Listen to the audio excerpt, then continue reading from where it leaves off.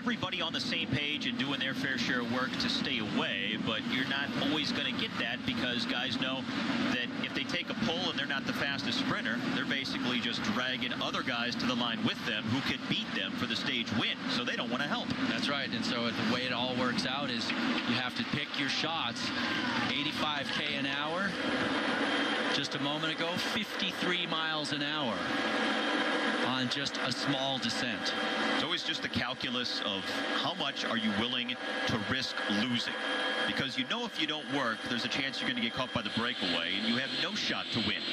But if you do your fair share and you know you're not the fastest sprinter, you may not win, but your chances are still better against a smaller group than they are against the field. So to risk losing by doing the work, more often than not, would be the better play.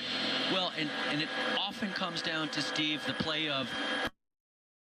And if I have a really fast guy behind me and I drag this breakaway up the road and get fourth, they're not going to be happy. If I have no fast teammate behind me, then I got to throw everything into the success of this break, and, you know, hopefully I'll get on the podium. Yeah, the overall team ambitions certainly play a role in what's going on in the field behind with those teammates, so a lot of complicating factors on whether a rider will work or not in a breakaway. A lot of complicating factors, and we've already discussed during this Vuelta that a lot of guys are moving around to different teams, and some of those announcements have been made. Some guys are still in negotiations, so there are other complicating factors that can create, well, let's just say some unusual racing once in a while this late in the year, things you wouldn't expect.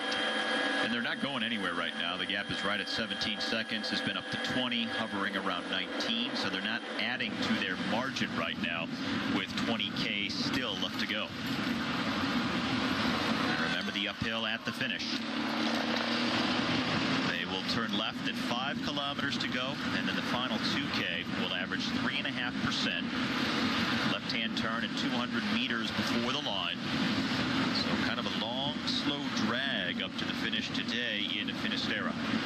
And today, the man on the back is the only man who survived from the early break of 5 over the climb, the brutally steep climb of the Mirador de Izaro. But the other 4 have come up to him, and so Horner's that's back what you at the want. front here. Horner's back behind his teammates at the front of this field. And now he's got more than 2 guys on the front as well.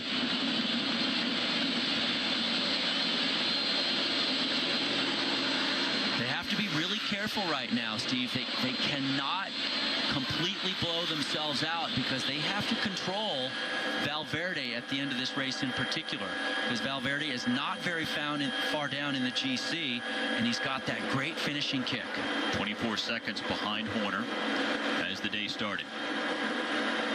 And Horner right now with 4 teammates in front of him, 1 behind. And Alejandro Valverde 4 wheels behind Horner at the moment at the front of the field. And the gap coming down to the breakaway, just 12 seconds with under 19 kilometers now left to go on the day. Xabi Zondio is the rider for Sky, number 199 here at the back. Now we rotate towards the front. Cannondale taking up their position at the front of the group. Astana second. Sky is there. Radio Shack has disappeared back into the group a little bit now. Coming up on the final 3K. Well, it looks like Sky does have some designs on this stage with Wassenhagen. He's about 10 riders back. He's got 1 man in front of him to finalize that lead out. Okay, that happens every single time there has been a Windows update. I lose my external and audio inputs. To the final 2 kilometers.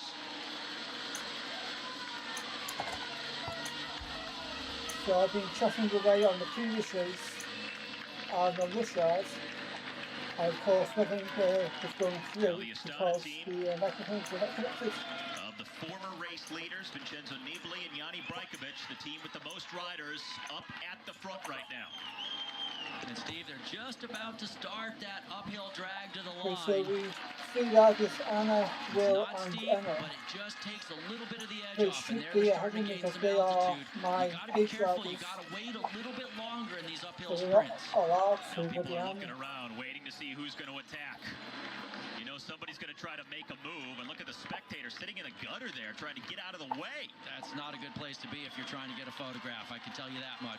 Argos coming towards the front now in those white jerseys. Astana in the turquoise. Katusha up there. Lacan Soleil as well. No Chris Horner in the frame at the moment in the red jersey.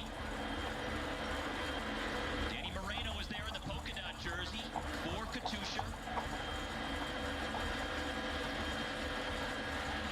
And it's just sort of a grind here for the guys, but they do have a tailwind. Battling a crosswind most of the day, and now a tailwind uphill, averaging 3.5%. Astana grouped at the front.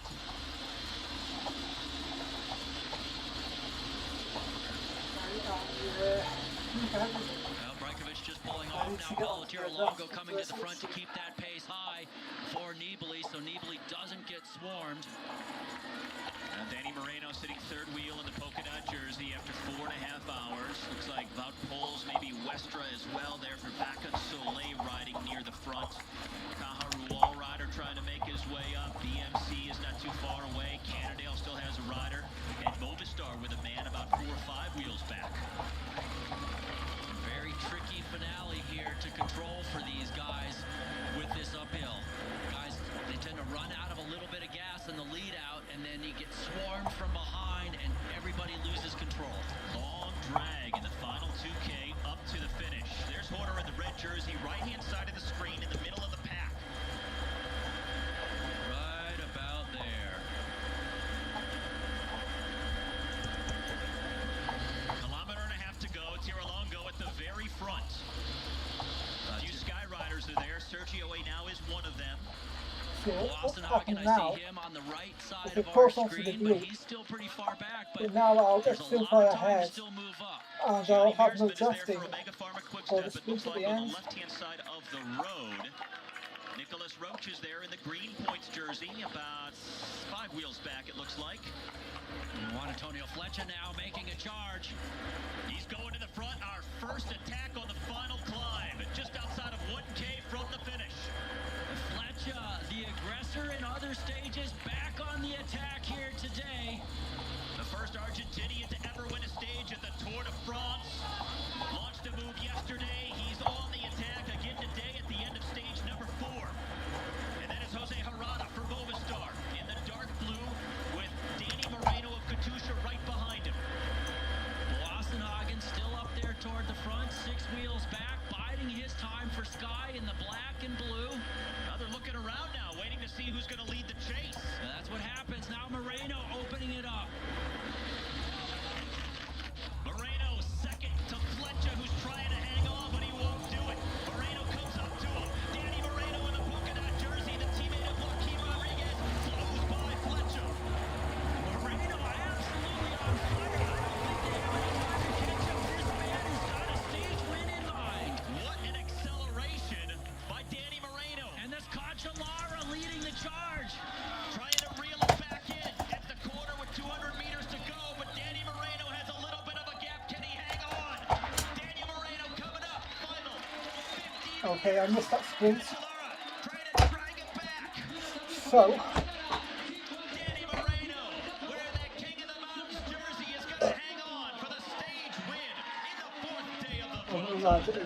Nice charge there by Cancellara as well. Order coming across safely ensconced here. No big worries for him. A great finish there by both Cancellara and Moreno. Moreno gets the stage win. Horner keeps the race lead after 4 days of the Spanish Grand Tour. And Joaquin Rodriguez there giving the hugs to his teammate, Danny Moreno, the winner of stage number 4. It didn't look like he wanted to lead it out, but then once he did, Daniel Moreno just blew away the rest of the field. They eventually started to reel him in closer to the line.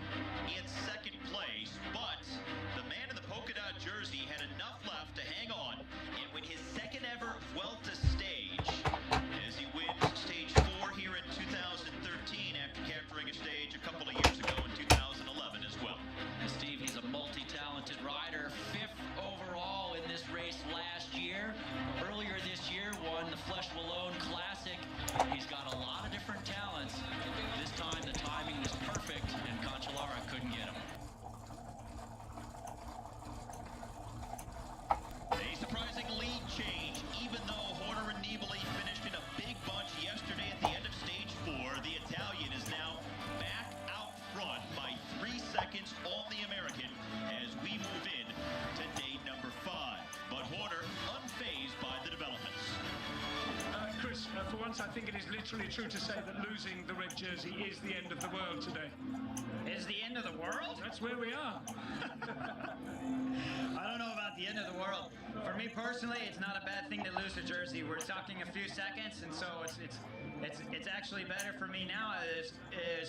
No, I don't have to do any more interviews after this interview with you until we get to the mountains, and then in the mountains I either climb good and take the jersey back, or I fight for place on the general classification. But in general, for the sponsor, it's a terrible thing to lose a jersey because it's fantastic for them to see the red jersey every day. But for me personally, it's almost better to go without the jersey. This is the talk of a man who is serious about winning this Vuelta a España. Yeah, I have good legs. They're really, really good legs. And so if the team takes care of me the way they can, then I'm sure I'll have a fantastic Vuelta. The ruling for the red jersey caught some people by surprise, including the man who took back the red jersey, Vincenzo Nibali, who didn't even know that he had the race lead once again. He was on his way back to the team hotel. The race organizers had to get a hold of him, call him back to the podium so he could participate in the ceremony as the race leader. Not one really for the general classification riders. We could see a field sprint. I think we're finally going to see the closest thing to a real field sprint here today. A little bit of a downhill in the final kilometer. No big obstacles in the way. I think this one should come down to a big bunch kick. Just 2 Category 3 climbs and 2 intermediate sprints in the 174-kilometer stage altogether that heads southeast today from the Galician coast into the Castilla y León region of northern Spain. Another sunny, warm one on the Iberian Peninsula today, and you are looking live at the main field. There is breakaway up the road, and it's gotten the largest gap we've seen so far in the first several days of racing. At one point, it was 10.5 minutes ahead of this main peloton here. And as far as what's at stake, you have the mountain points, of course. First really true sprint stage of the race. And the red jersey could be up for grabs. Time gap still relatively small at the top of the standing, so with time bonuses for winning the stage, we could possibly see it change hands. But on balance, you gotta like Nibali's chances of hanging on to it at this point with likely sprinter stages over the next few days. Indeed, I think that it would be a pretty big surprise to see Nibali lose the jersey. It's not as tricky a finish as it was yesterday with the last 2.5 kilometers going uphill. Not steep, but enough to create a little bit of separation there, which caused that jersey to change shoulders. Now, some aren't totally convinced that it's going to come down to a sprint. And that's because even though it's just those 2 Cat 3 climbs out on the profile, the road isn't flat on the run into the finish. It's undulating. There are some turns, and it's that unpredictability that the organizers have built into a stage just like today that makes it up in the air, that just leaves that X factor dangling out there. Sometimes in a Grand Tour you have a stage where it's flat and you know it's going to come down to a field sprint. Today it's a likely sprint, but you don't know for sure. That's right, and there are 3 primary teams that don't want anything to stay away today. That would be Garmin Sharp with the American Tyler Farah, Quick Step with Johnny Mearsman, and of course you don't want to forget Orica Green Edge that has Michael Matthews. Those are probably the 3 marquee sprinters in the race. Had a 5-man breakaway each of the last several days. This is the signature move here today with 65 kilometers left to go. The one name that popped up on the screen that you might remember is Nicolas Ede, the 25-year-old Frenchman for the Cofidis team. He's been in the breakaway the last 3 days and certainly was the most aggressive rider from the breakaway yesterday. He was in 3 separate moves throughout the stage. Tony Martin of the Omega Pharma Quick Step team, the German, back in the field here. But as far as that breakaway, as you might expect, nobody really threatening the general classification. Well down in the overall standing. And in fact, Nicolas Ede, 20 minutes back, is the highest man in that breakaway group on the general classification. Now the overall jerseys right now, Danny Moreno wearing green. He's leading the points competition after his win on stage 4 yesterday. Nicholas Roach, winner of stage 2 in the polka dot jersey, leading the King of the Mountains. And of course, Vincenzo Nibali back as the overall race leader for the second time, wearing the red jersey today. As we dip inside of 65 kilometers left to go to the finish. They just went through the first of the 2 intermediate sprint points on the day, and here is Nicholas Aday. Well, he rode so hard yesterday. In the first breakaway, once that came apart, he was on his own. Then other riders came forward from the peloton. He joined them. That disintegrated. He was still out front by himself all the way until late in the stage, but still has the legs to be out there once again on stage 5 here today. Yeah, he's got to be feeling pretty darn worked over after the big day he had yesterday. But some guys, you'll see them day after day. They just get in that habit and they just keep going. Now the field right now, content to let that breakaway hang out there. Very settled for the day right now, and we are underway with our the Vuelta here on Universal Sports. Tips coming up here on Universal Sports at the end of September in the heart tree in Florence. Some gorgeous scenery, and as we see some rain for the first time coming down on the peloton here in stage 5, something to note about the World Championships is a lot of different. That it's a good course for them. Not the true sprinters, but there are a lot of stage racers, there are a lot of climbers, a lot of the marquee names in the sport, both on the women's and the men's side, who really like the course in Florence. It's typical of a road race at the World Championships to have a circuit that has some climbing and just throws quite a bit of unpredictability at the riders. They want to make it a type of race that allows a lot of different riders a chance to win. They're always very under control. So our leaders now on the lower slopes of this Category 3 climb, the Alto de Padronello. Not a particularly difficult climb, an average of 2.5%, so it's not going to make a huge selection. It does get steeper towards the top, but most of the sprinters should be able to get over without any problem. Still a long way to go to the finish once they get to the summit, but for the first time we're starting to see raindrops falling on the peloton here. Garmin Sharp leading the way.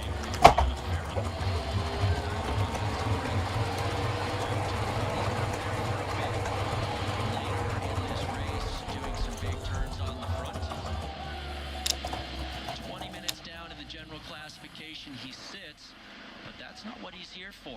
He's at the Vuelta to ride in the service of Tyler Farah on these sprint days, to bring back those breakaway groups and get his sprinter in a position to win. An intriguing dynamic, because we've seen Garmin Sharp most of the way riding at the front to control the gap to the breakaway. When you have a stage that you feel is going to come down to a field sprint, and you have a few different sprinters who have a victory in mind, how do you get different sprinters' teams to share the load? How do you determine which team is going to do the riding at the front? Because so far it's been all Garmin Sharp. Well, there are two things that come into play: bluffing and showing your hand, and making, talking with other teams. And so sometimes